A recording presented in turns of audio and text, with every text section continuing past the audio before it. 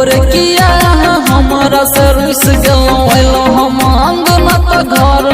घुस गलो भोरे भोरे किया हमारा से रुस गलो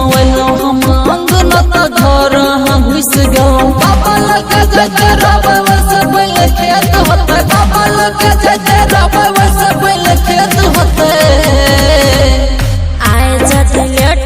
बाबा से नहीं भेंट हेतै बुझलिए ना लेट नहीं करू हे सुनै छियै बड़ी बंद जल्दी गेट हेतै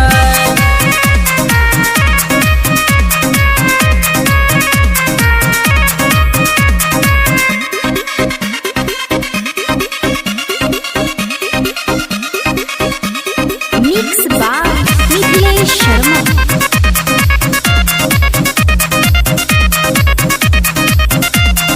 बुझै नहीं छियै यहाँ मजबूरी भोला के नगरी छै बहुते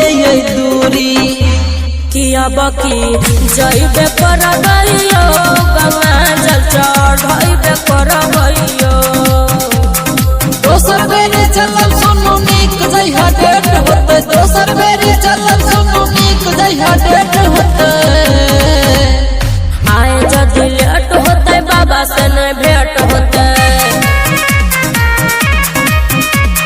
सुनै छियै बड़ी बंद जल्दी गेट हेतै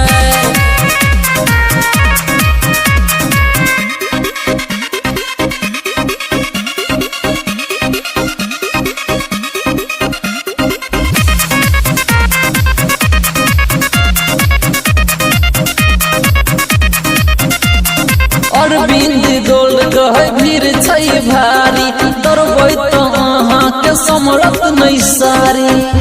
की जगह सुंदर के गाली सा भाई बड़ी बोला दुआरी सा ये गाड़ी घोड़ा महंगा छै बहुत के रेट लेते गाड़ी घोड़ा महंगा छै बहुत के रेट लेते आए जदि लेट हेतै बाबा से नहीं भेंट हेतै हे सुनै छी